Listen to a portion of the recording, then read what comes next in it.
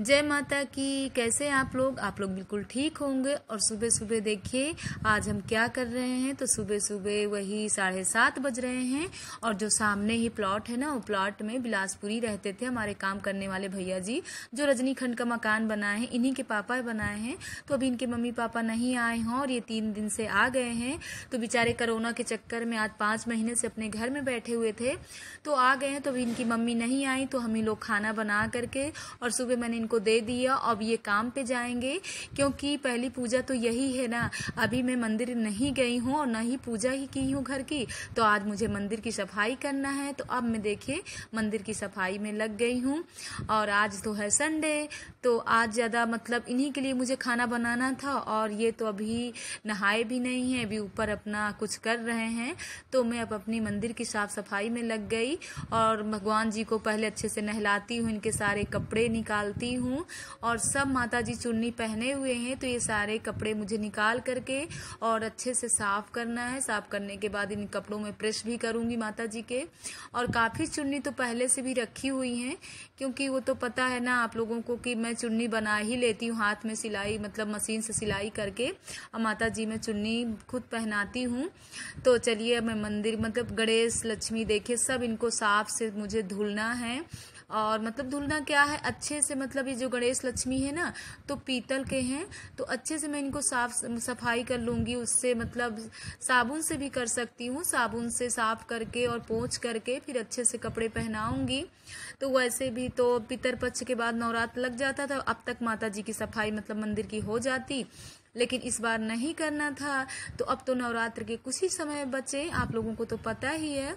तो अब मेरी साफ सफाई मंदिर की भी शुरू है। वैसे भी बहुत सारे काम हो जाते हैं।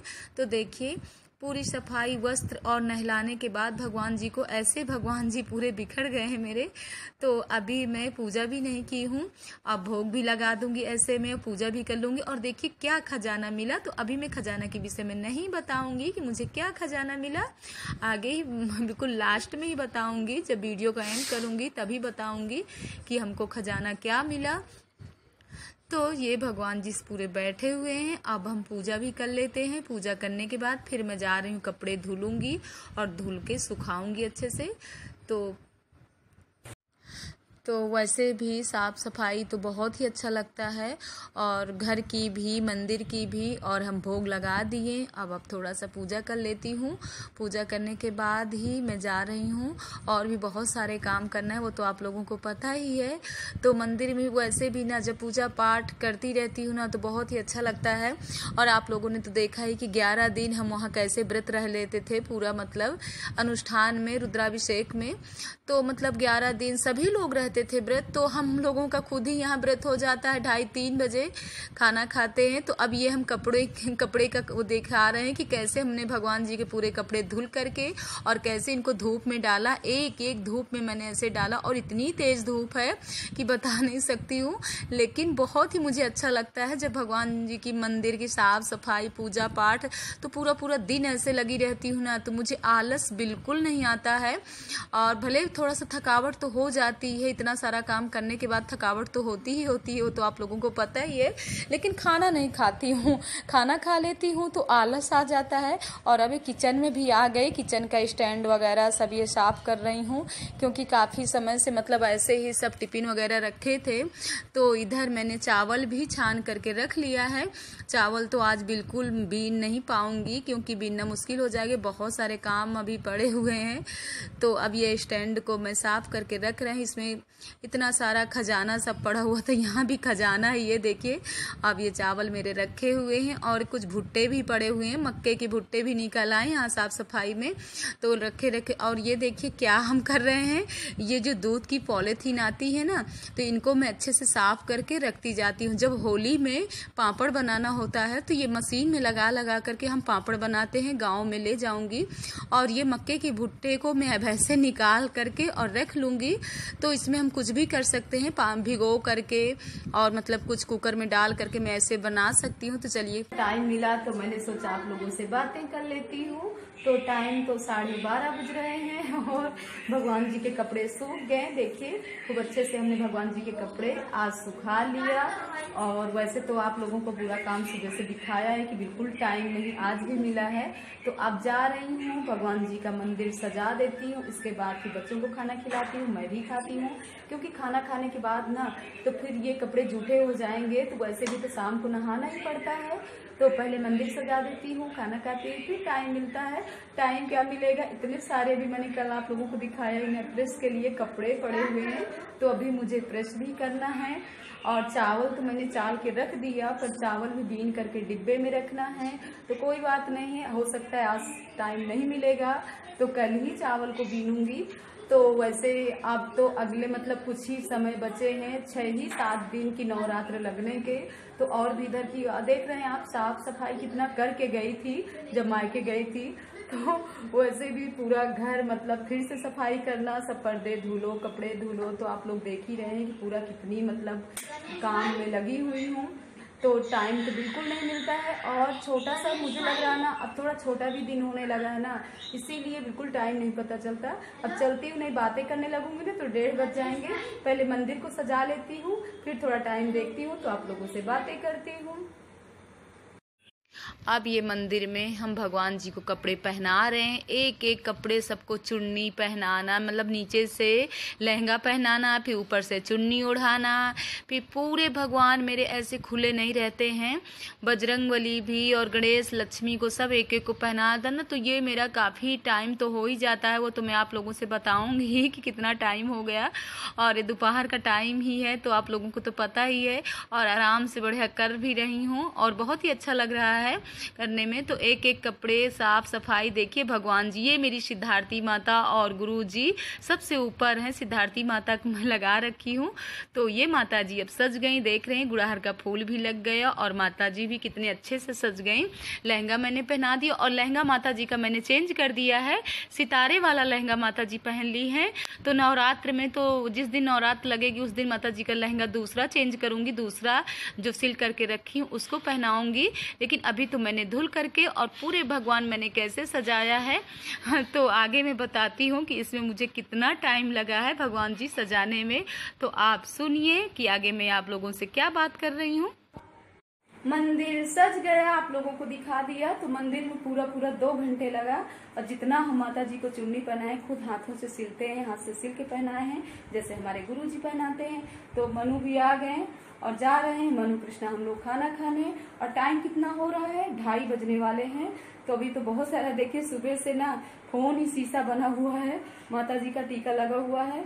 और जरा सा बिंदी भी नहीं मैंने सुबह से लगाया, क्योंकि टाइम ही नहीं मिला, इतने सारे काम हो जाते हैं कि टाइम ही नहीं मिलता।